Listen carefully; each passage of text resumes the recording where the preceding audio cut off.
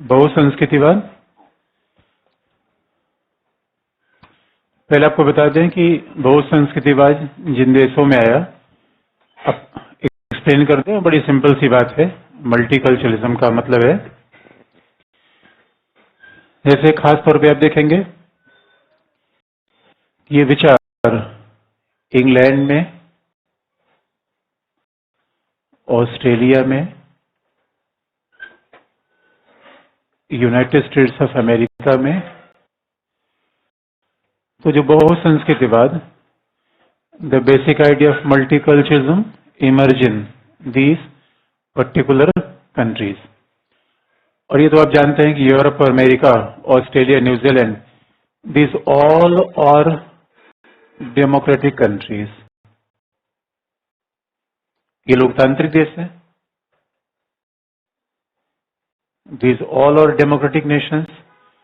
और आप देखेंगे डेमोक्रेटिक देश में जो एक खास बात पाई जाती है, यह डेमोक्रेटिक जो फॉर्म ऑफ गवर्नमेंट होता है, wherever we are speaking the democratic form of government, लोकतांत्रिक सरकार की बात जहां भी हम करते हैं, उसके कुछ बड़े फाउंडेशनल प्रिंसिपल्स हैं। And that is a principle of equality. लोकतंत्र का मूल आधार किसमें पाया जाता है? समानता में।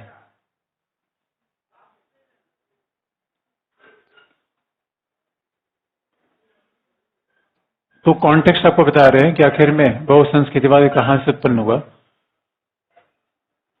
सब दिख रहा है?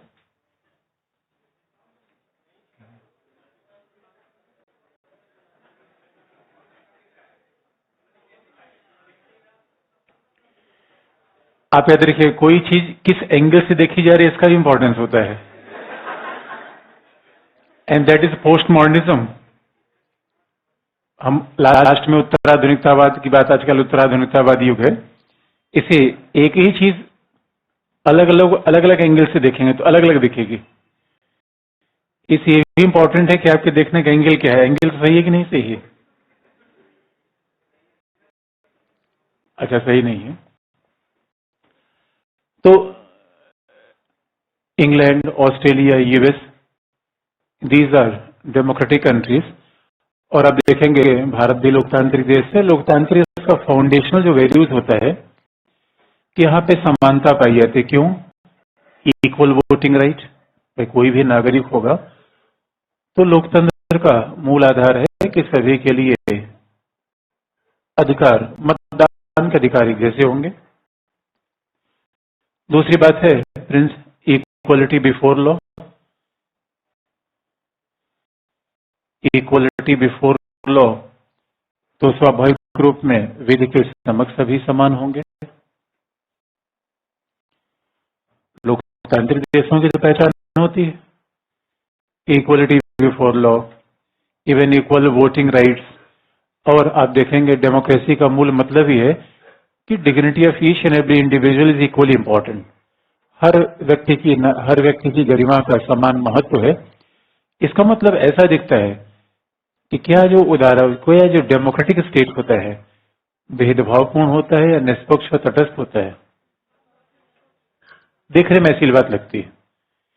Wherever we are finding out a democratic form of government, तो लोकतांत्रिक सरकार का मतलब यह है कि that democratic government never discriminates citizens on the basis of caste, race, religion. आप जानते हैं लोकतंत्र में अगर हम समानता की बात करते हैं तो हर नागरिक को समान महत्व दिया जाएगा। इसका मतलब नागरिक के साथ जाति, धर्म, लिंग इत्यादि के आधार पर कोई भेदभाव नहीं होंगे। तो भेदभाव नहीं होंगे इसका मतलब है कि समानता का व्यवहार सभी के साथ किया जाएगा। तो नागरिक के साथ भेदभाव न किया जाए। और दूसरी बात है ऑन द बेसिस ऑफ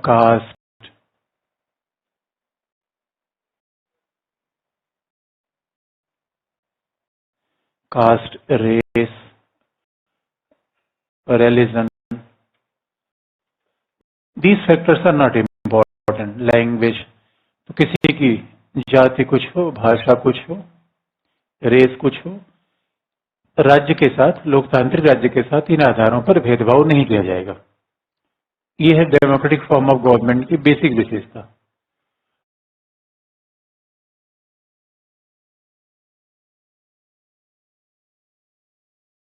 है, लेकिन सही मायने में डेमोक्रेसी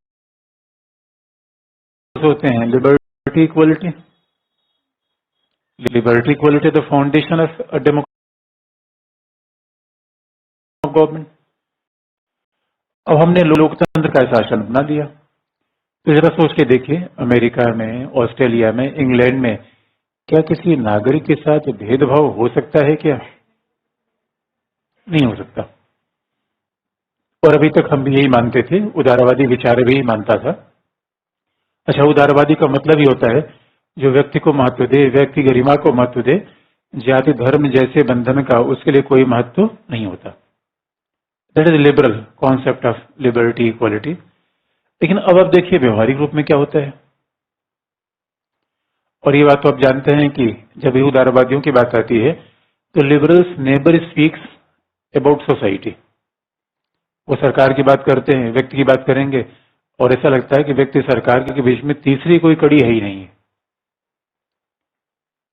अब आप देखेंगे कि बहुसंस्कृतिवादियों ने इसी मुद्दे पर सबका ध्यान आकर्षित किया कि जो आम धारणा ये है कि लोकतांत्रिक सरकार निष्पक्ष होती है, तटस्थ होती है, भेदभाव नहीं करती, उदारवादियों को इसी मूल, बहुसंस्कृतिवादियों को इसी मूल बात पर आपत्ति है। वो कहते नहीं भेदभाव करती है। अच्छा, ये भी आपने देखा होगा कि बाद में उदारवादी राज्य कल्याणकारी हो गया। Later liberal state became a welfare state. और जैसे उदारवादी राज्य कल्याणकारी हुआ, उसने बहुत सारी शिक्षा, स्वास्थ्य की सुविधा देनी शुरू कर दी। अच्छा, शिक्षा स्वास्थ्य की सुविधा भी दी जाती है, उसमें भी कोई डिस्क्रिमिनेशन नहीं होता। तो अब आप बताइए कि क्या उदारवादी राज्य भेदभाव करता है या नहीं करता है?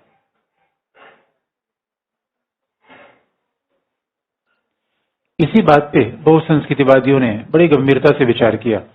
किमलिका ने, भिखू पारिक ने इसी मुद्दे को उठाया कि जो सामान्यतः अभी तक ये माना जाता रहा है कि उदारवादी राज्य, लोकतांत्रिक राज्य किसी के साथ कोई डिस्क्रिमिनेशन नहीं करता, भेदभाव नहीं करता, ये हकीकत से दूर है।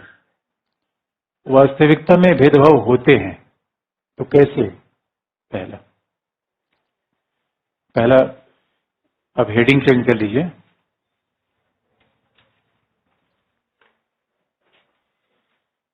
कि उदारवादी लोकतांत्रिक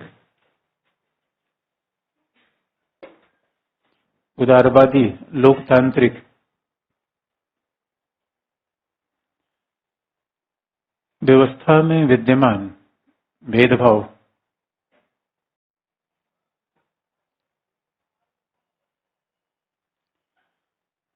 उदारवादी लोकतांत्रिक व्यवस्था में विद्यमान भेदभाव।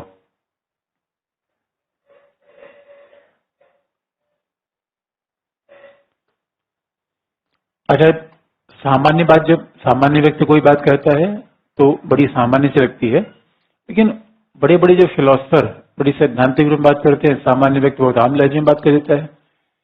तो मैंने किसी व्यक्ति से ये सुनते हुए कहा था कि भाई विदेश में अमेरिका और इंग्लैंड जाने का मतलब होता है कि पैसा तो मिल जाएगा, आपको सम्मान नहीं मिलेगा।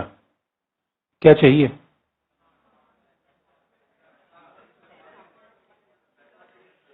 और किसी ने एक व्यक्ति तो मुझे ये बात शायद इस समय समझ में नहीं है कि आखिर में ऐसा क्यों बोल रहा है।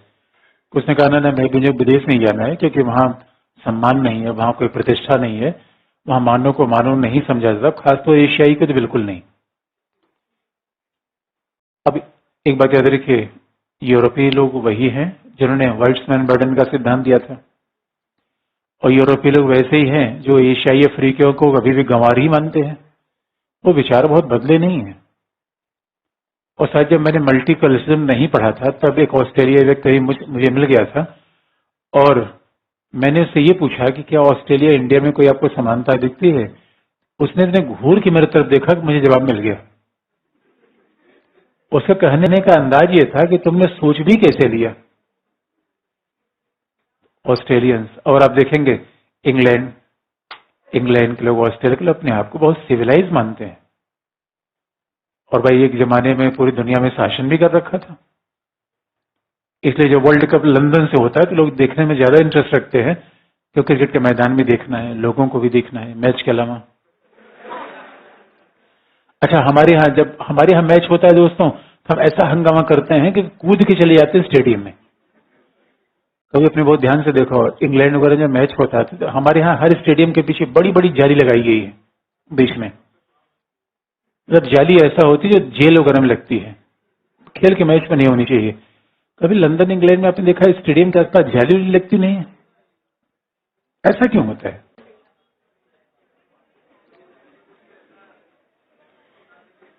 मतलब ऐसा क्यों होता है? हमें पिजड़े बंद करने की आवश्यकता होती है? वो जाली है, पिजड़ा है, इट्स लार्जर केस। तो एक बात याद रखिए, इसीलिए जो बहुसंस्कृतिवादी कहते हैं कि नहीं, विषमता है, लेकिन विषमता इतनी सूक्ष्म तरीके से होती है कि वो शायद नजरअंदाज की जाती है या वो दिखती नहीं। क्योंकि जब इनसे पूछा गया कि राजनीतिक रूप में विषमता है तो उन्होंने कहा नहीं, लोकतंत्र में राजनीतिक विषमता की बात नहीं की जा सकती, लेकिन विषमता कुछ और होती है, सांस्कृतिक। अगर कल्चरल विषमता का मतलब क्या है? अगला पहला पॉइंट, बहुसंस्कृतिवादियों जैसे किमलिका,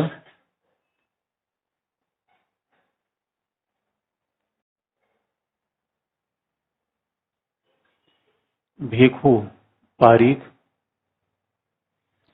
भिखू पारीख के नाम ही है, इंग्लैंड में पढ़ाते हैं भारतीय। किमलिका भिखू पारीख ने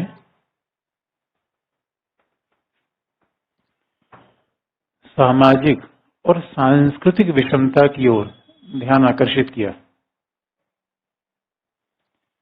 सामाजिक और सांस्कृतिक विषमता अंडरलाइन।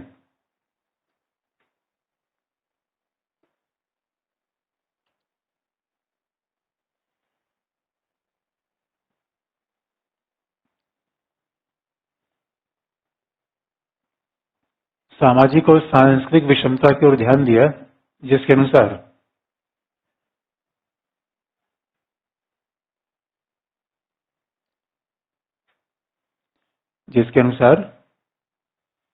समाज के द्वारा सभी प्रजाति, भाषा,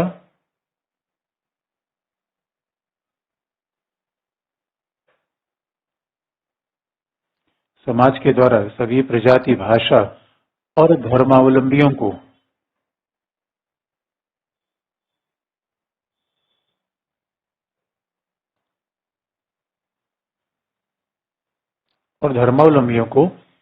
एक समान महत्व नहीं दिया जाता।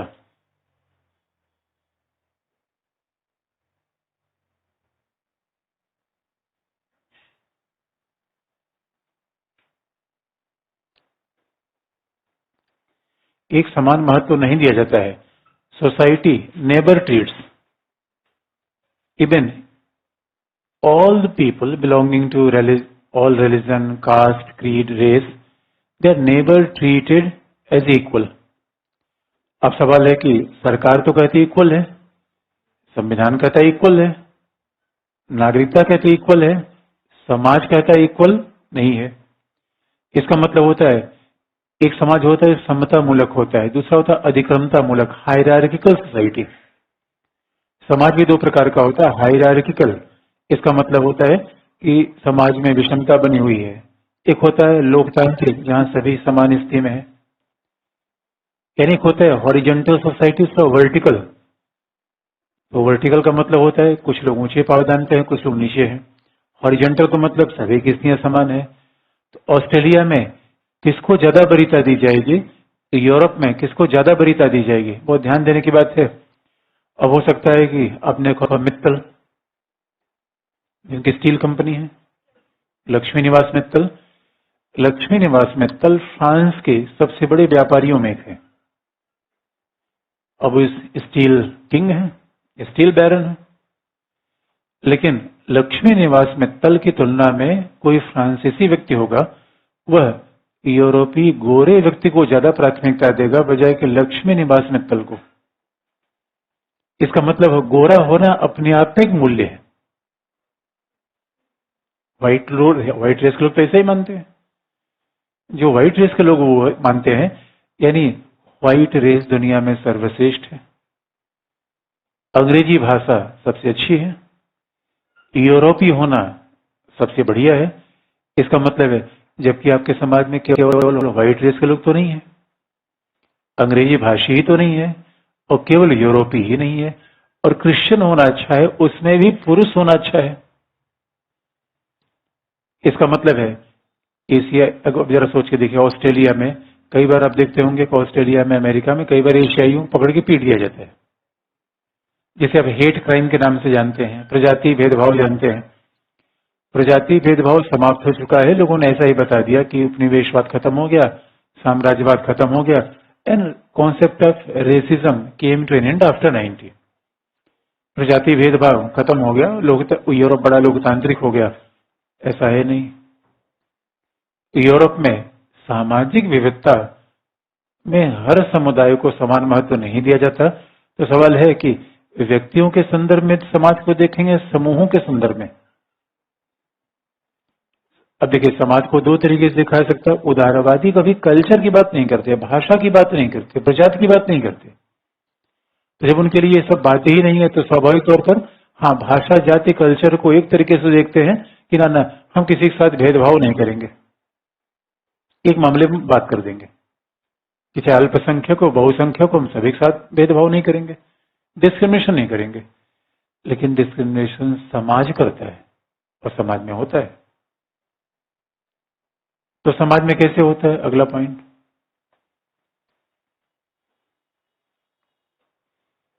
इसलिए यूरोप में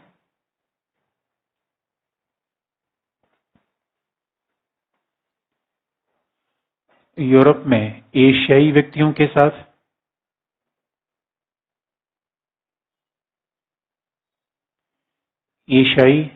के साथ अफ्रीकी मूल के लोगों के साथ,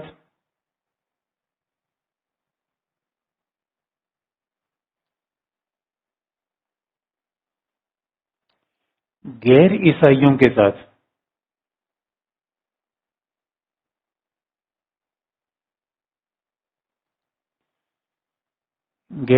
के साथ, सांस्कृतिक रूप में भेदभाव होता है।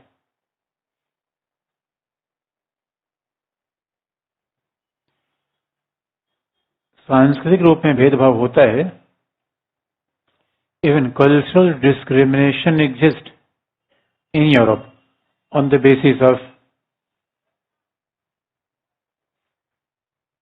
Religion, language, origin.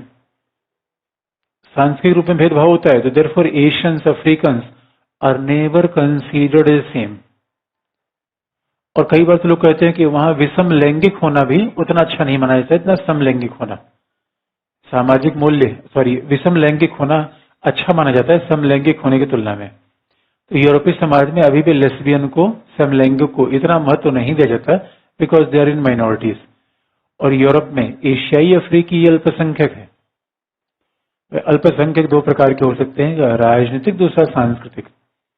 और जो बहुसंस्कृतिवादी, नाम ही है मल्टीकल्चरलिज्म। यानी बात को इस तरीके से देखा जाए, समाज में तो अनेक जाति धर्म के लोग हैं, लेकिन इस विविधता को, इस बहुलता को समाज शायद स्वीकार करने को तैयार नहीं है। इसका मतलब ये हो गया, और शायद यूरोप में यही बात बनाई गई, राष्ट्रवाद का निर्माण किया जाए, राष्ट्रीय एकीकरण की बात की जाए, और वो नेशनलिज्म के नाम पर, नेशनल इंटीग्रेशन के नाम पर इन विविधताओं को बहुत ज्यादा प्रोत्साहित भी नहीं करते। अब एक खास बात देखेंगे, जब से आधुनिक राष्ट्र राज्य का निर्माण हुआ, यूरोप में जो एथनिक नेशनलिज्म आया था, एक भाषा एक राज्य, 1914 के बाद यूरोप में राष्ट्रवाद का यही तो आधार है। जो यूरोप में राष्ट्रवाद का विचार है, नेशनलिज्म का विचार है, उसमें एक भाषा एक राष्ट्र। अब सवाल है कि एक ही भाषा के लोग तो नहीं रहे। एक भाषा एक राष्ट्र की बात इसलिए की गई कि बाकी सब प्रजाति के रूप में सारे व्हाइट थे, धर्म के रूप में सारे ही क्रिश्चियंस थे। तो यूरोप में धर्म के रूप में राज्य बनना संभव नहीं था, क्योंकि धर्म के रूप में डिस्क्रिमिनेशन था ही नहीं, ऑल आर क्रिश्चियंस। प्रजाति के रूप में वहां भेदभाव संभव नहीं था, बिकॉज ऑल वेर व्हाइट्स। इससे वहां राष्ट्रवाद का मूल आधार क्या बना, भाषा। कि अलग अलग भाषा के आधार पे अलग अलग लोगों ने राष्ट्रवाद बना लिया। इसे आप देखेंगे तकनीकी तौर पर जब एक एक राष्ट्र बन गया, European society was never been a diverse society. फ्रांसीसी फ्रांसीसी फ्रांस में रह गए, जर्मन जर्मनी में रह गए, जो इंग्लिश बोलते थे इंग्लैंड में आ गए, स्पेनिश बोलते थे उधर स्पेन चले गए। यूरोप के 27 राज्यों में 27 भाषा है। इस वजह से आप देखेंगे जब इंडिया जैसा मल्टीकल्चरल सोसाइटी, तो हम तो शुरू से थे ऐसे, यूरोप में ऐसा नहीं था। तो जब वहां सांस्कृतिक विविधता पैदा हुई, उदारवाद की बात आई, तो उदारवाद तो राष्ट्रवाद की बात मानता ही है, राष्ट्रीय एकीकरण। तो राष्ट्रीय एकीकरण के नाम पर इन अल्पसंख्यकों को हतोत्साहित भी किया गया। और आप देखेंगे 1970 के दशक के बाद, अगर आप देखेंगे 1970 के दशक के बाद एशिया से, अफ्रीका से बहुत बड़ी मात्रा में लोग यूरोप पहुंच गए। आज ऑस्ट्रेलिया का एथनिक कंपोजिशन अब देखिए, 10 लाख से ज्यादा भारतीय मूल के लोग हैं। ऑस्ट्रेलिया की पूरी जनसंख्या 2 करोड़ है। Australia is less populated than Delhi. Australia की, दिल्ली की जनसंख्या 2.5 करोड़ है, ऑस्ट्रेलिया की जनसंख्या 2 करोड़ है। अब 2 करोड़ की जनसंख्या में 10 लाख लोग दिखेंगे, लेकिन अब सवाल वो है कि वो उनको स्वीकार नहीं करते। न्यूजीलैंड में आपने देखा होगा, एक मस्जिद पे हमला हो गया। ये मस्जिद पे हमला नहीं था, एक तरीके से सांस्कृतिक श्रेष्ठता का भाव था। ऑस्ट्रेलिया में कई बार इसी आधार पर इंडियंस पिटते हैं। तो जो राष्ट्र निर्माण की पूरी प्रक्रिया थी, बहुसंस्कृतिवादियों ने इस पर सवाल उठाया है। तो बहुसंस्कृतिवादी क्या कहते हैं? अगला पॉइंट,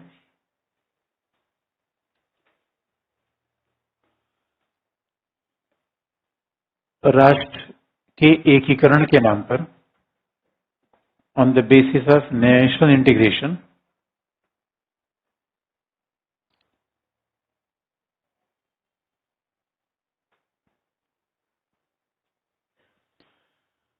राष्ट्र के एकीकरण के नाम पर समाज में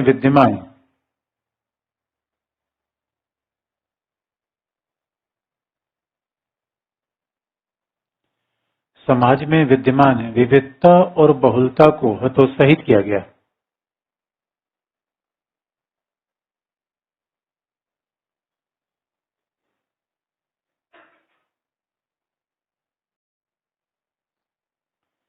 The diversity and the differences were discouraged on the name of national integration। विविधता और बहुलता को हतोत्साहित किया गया और अल्पसंख्यक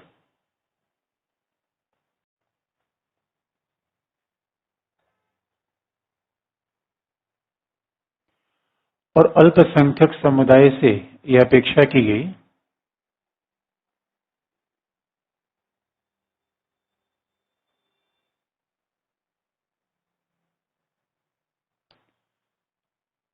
and there was a expectation from minority community that they should submerge their identity within the nation state। अल्पसंख्यकों से अपेक्षा की गई कि वे अपनी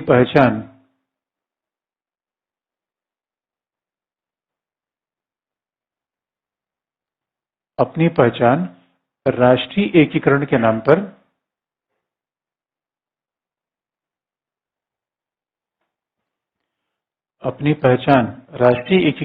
पर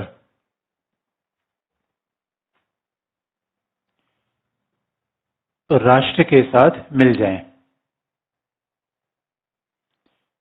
राष्ट्रीय एकीकरण के नाम पर अपनी पहचान को पीछे कर दें। दे शुड अंडरमाइन, राष्ट्रीय एकीकरण के नाम पे अपनी पहचान पीछे कर दें, भुला दें, जो भी आप कहिए। और अगला, अच्छा एक बात याद रखिए, अभी तक बहुसंस्कृतिवादियों के पहले यह समझा जाता था कि राज्य जो भी कल्याणकारी सुविधाएं देता है, whatever facilities given by the state on the name of welfare state, राज्य के द्वारा जो भी कल्याणकारी नाम पे सुविधा दी जाती है वो सामाजिक आर्थिक उद्देश्यों के लिए होती है। भाई गरीबी हटाने के लिए शिक्षा है, स्वास्थ्य की सुविधा इसलिए है कि गरीबी हट जाए, लोगों का जीवन अच्छा हो जाए। तो सामाजिक सुविधाएं केवल सामाजिक आर्थिक उद्देश्यों के लिए दी जाती हैं, ये सच नहीं है। पहली बार बहुसंस्कृतिवादियों ने कहा शिक्षा इन सब चीजों को देने का बहुत बड़ा पर्पज है सांस्कृतिक। आपने बहुत ध्यान से देखा होगा अभी नेशनल एजुकेशन पॉलिसी में जब युवा हिंदी को हम आगे बढ़ाएंगे, जब हिंदी को आगे बढ़ाएंगे तो उसका तमिलनाडु से the protest came from Tamil Nadu, और तमिलनाडु के लोग शुरू से ही तमिल भाषा की बात करते रहे, वहां से विरोध आता रहा है। लेकिन आप याद रखिए एक हमारे पास ऐसा तरीका है जिससे हम हिंदी भाषा को ऐसा लगा देंगे कि आपको पता ही नहीं चलेगा। केंद्रीय विद्यालय बना देंगे, नवोदय विद्यालय बना देंगे। तो किसी बच्चे को केंद्रीय विद्यालय में इसलिए protest against Hindi is more symbolic, क्योंकि याद रखिए राज्य ने सांस्कृतिक एकता बहुत आसानी से कर दी। इसका मतलब है राज्य के द्वारा शिक्षा स्वास्थ्य की सुविधा देना ये कल्चरल यूनिटी को बढ़ावा देता है या गरीबी निवारण में सहायक है। अभी तक हमने यही सोचा था, उदारवादी यही मानते भाई कल्याणकारी राज्य क्यों आ गया, क्योंकि लोगों गरीब हैं, लोगों को सुविधाएं चाहिए, सामाजिक आर्थिक सुविधा हम दे देंगे and that is a welfare state. बहुत संस्कृतिवादियों ने कहा नहीं नहीं ये बहुत होशियारी से काम होता है, और होशियारी से काम करके राष्ट्रीय एकीकरण में अल्पसंख्यकों की संस्कृति को विलीन कर लिया जाता है, जबकि बहुसंस्कृतिवादियों का पूरा मामला ही है अल्पसंख्यकों के लिए विशेष अधिकार की मांग। विशेष अधिकार, समान अधिकार नहीं। तो अगला पॉइंट, जबकि बहुसंस्कृतिवादी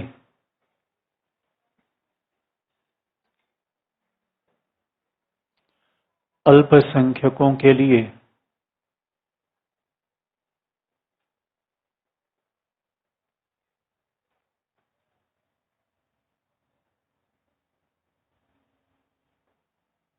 अल्पसंख्यकों के लिए विशेष अधिकार की मांग करते हैं। विशेष अधिकार अंडरलाइन,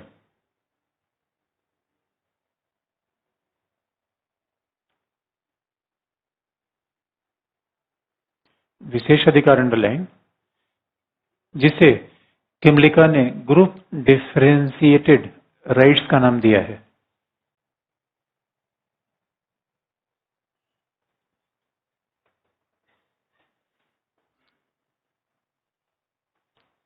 जैसे किमलिका ने ग्रुप डिफरेंशिएटेड राइट्स का नाम दिया है, यानी समूह विशेष के अधिकार। ग्रुप डिफरेंशिएटेड राइट का मतलब समूह विशेष का अधिकार।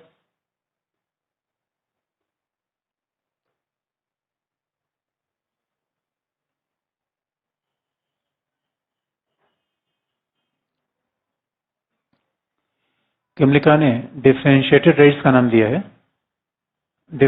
Group differentiated right. अब देखें बात को, सीधी सी बात बता दें,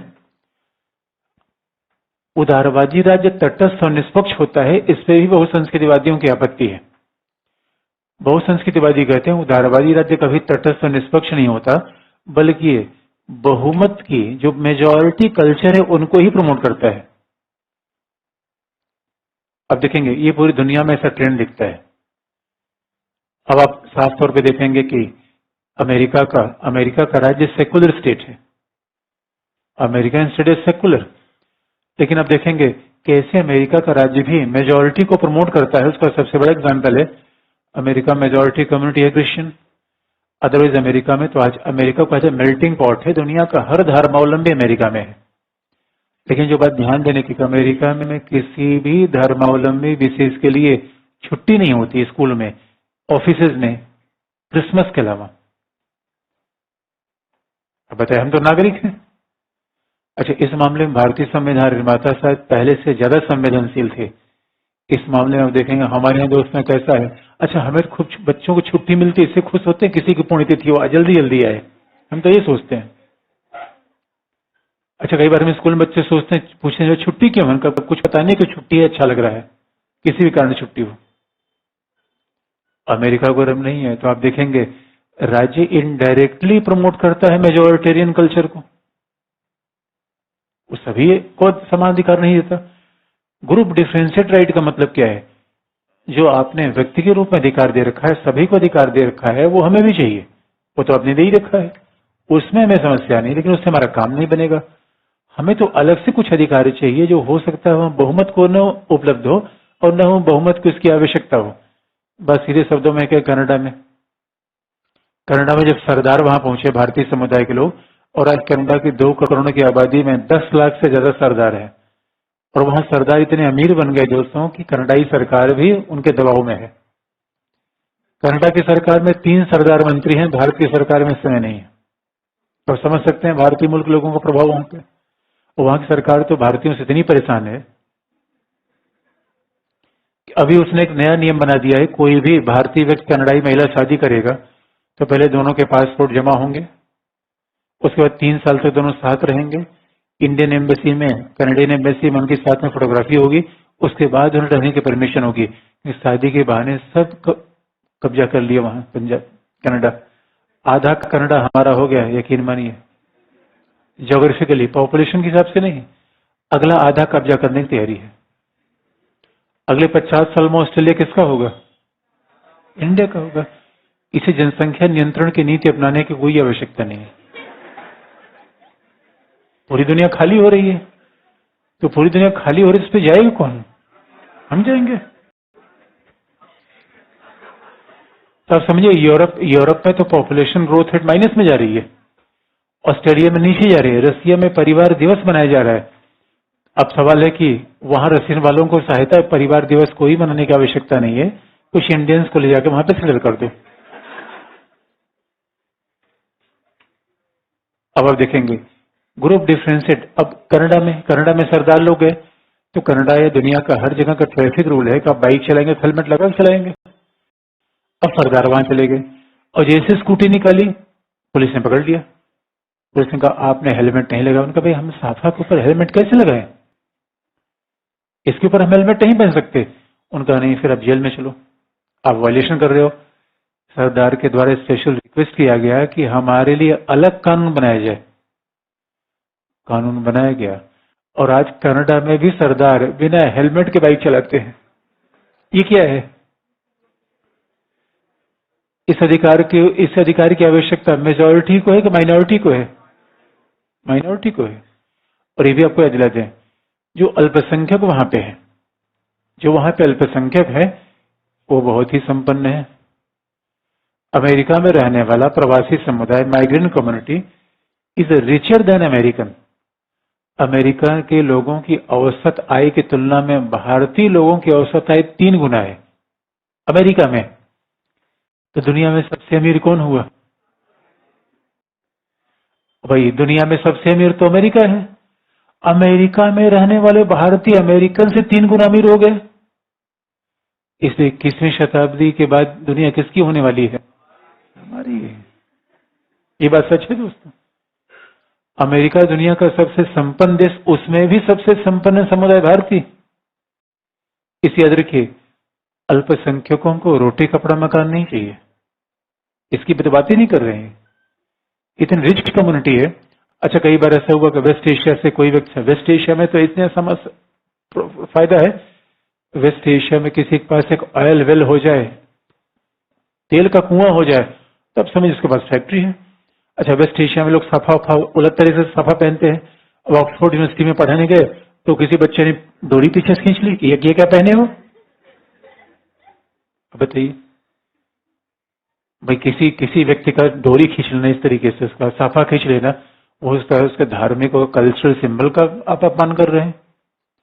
और लोग तो कहते हैं कि ऑक्सफोर्ड वगैरह में धीरे धीरे पढ़ाइयां ऐसी पढ़ाई जाती थी, उनके पूरे करिकुलम में ऐसा था कि नहीं, एशिया अफ्रीका के लोग बेकार किस्म के होते हैं। बहुत संस्कृति वालों ने उसमें घोर आपत्ति व्यक्त की। नहीं, आप बायस हैं। और ग्रुप डिफरेंशिएटेड राइट की बात शुरू हुई। इसलिए बहुत संस्कृतिवादी चाहते क्या है? अगला पॉइंट,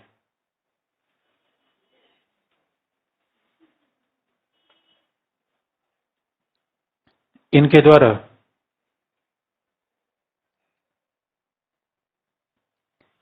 अल्पसंख्यकों के लिए, इनके द्वारा अल्पसंख्यकों के लिए विशेष अधिकारों की मांग की जा रही है। They are demanding special rights for the minorities, अल्पसंख्यक अंडरलाइन। इनके द्वारा अल्पसंख्यकों के लिए विशेष अधिकारों की मांग की जा रही है।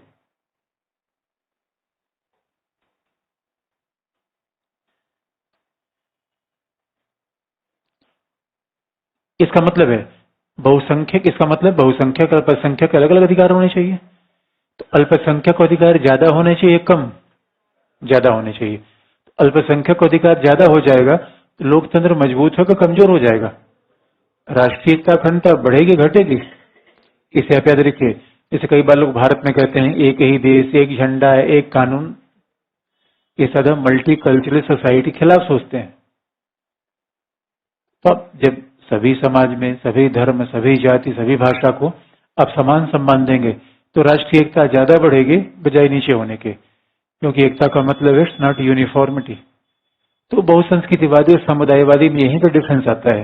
एक अल्पसंख्यक समुदाय की बात करते हैं, सभी समुदाय की बात नहीं करते, माइनॉरिटी कम्युनिटी। अगला, बहुसंस्कृतिवादी।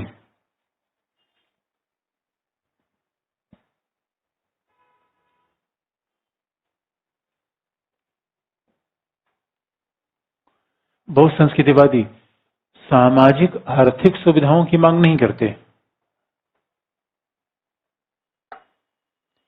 दे are not seeking the social, economic और welfare measures for their community. ये सामाजिक आर्थिक सुविधाओं की मांग नहीं करते,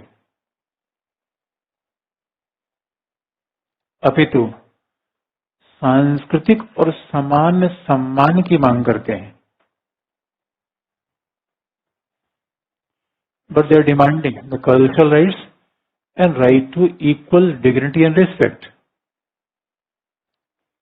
बल्कि वे समान सांस्कृतिक और समान सम्मान की मांग करते हैं।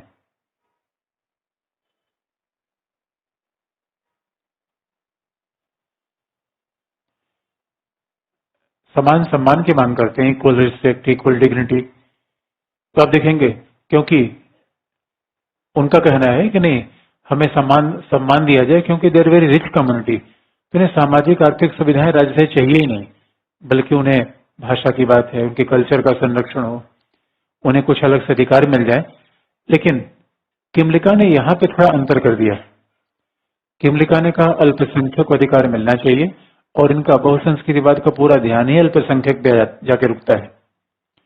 लेकिन उन्होंने कहा कि there are two types of minorities, अल्पसंख्यक भी दो प्रकार के हैं।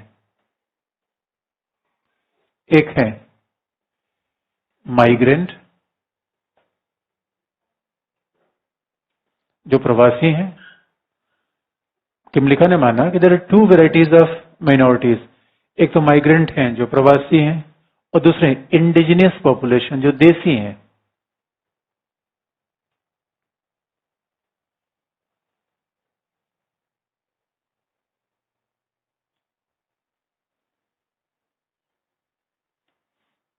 One category is migrant and second number is the indigenous.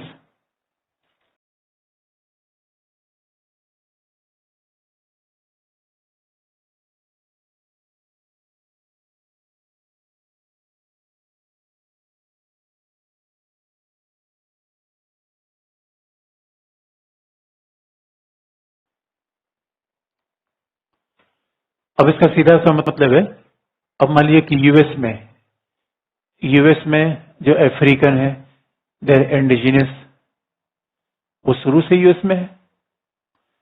लेकिन यूएस में जो इंडियन गए वो क्या है, माइग्रेंट है।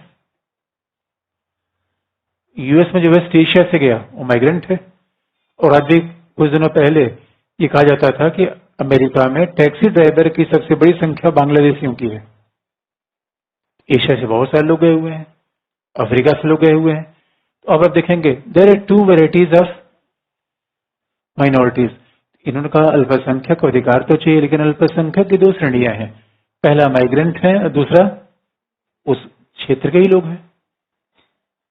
जैसे कि आप देखेंगे इंडिजिनियस कौन से, जैसे होमोसेक्सुअल से ही माइनॉरिटीज में आते हैं। लेकिन अब कोई अफ्रीकन है, वो कोई गुजराती है, मारवाड़ी है, वो माइग्रेंट में आता है। आखिर में अल्पसंख्यक अधिकार किसे मिले, दोनों को या केवल इंडिजिनस को। किमलिका की बात ऐसी नहीं है। तो अगला पॉइंट,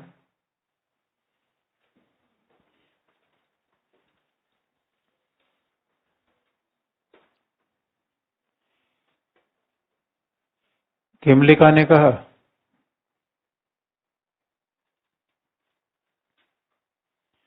अल्पसंख्यकों को प्राप्त होने वाले विशेष अधिकार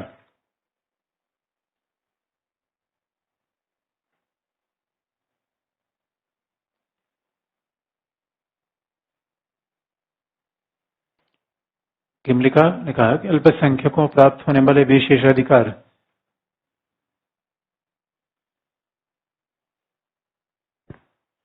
प्रवासी अल्पसंख्यकों के लिए उपलब्ध नहीं होंगे। The special rights for minorities will not be available for the migrant minorities.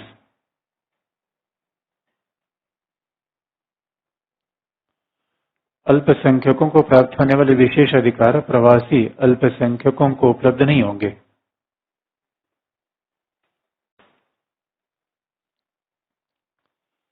प्रवासी अल्पसंख्यकों को उपलब्ध नहीं होंगे। It will not be available for the migrant minorities. इसका मतलब किसको उपलब्ध होंगे? देसी को। यहीं पर भीखू पारी का विचार अलग है, बिकॉज इंडियन है, जबकि भीखू पारीख ये मानते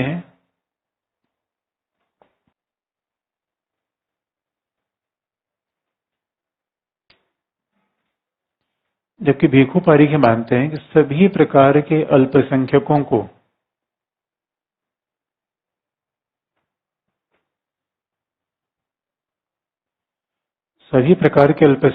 को विशेष अधिकार प्राप्त होने चाहिए।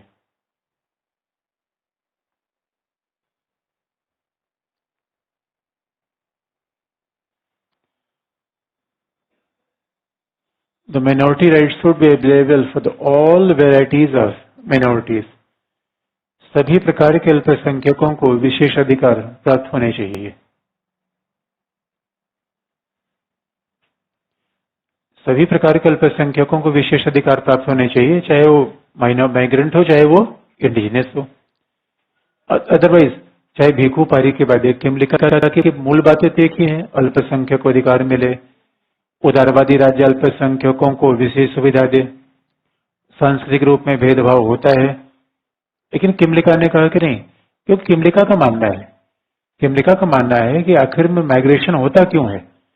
अगर कोई व्यक्ति पंजाब से अमेरिका में गया तो it is because of not culture.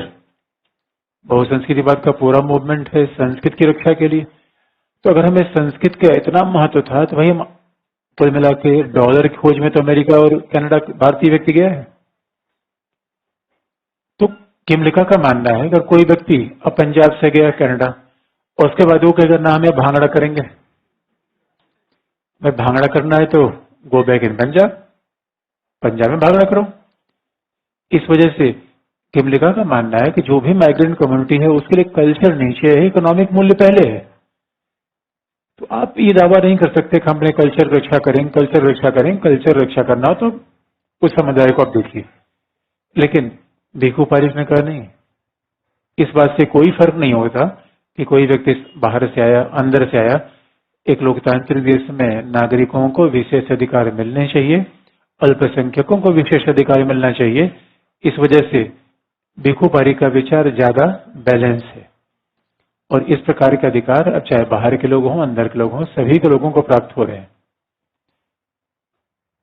लेकिन आगे अगर चल के देखें तो फिर सवाल आता है कि अगर फिर यहां पे हम देखें सवाल, तो फिर मुद्दा ये आता है कि लिबरल्स और मल्टीकल्चरलिस्ट में फिर रिलेशन क्या होता है?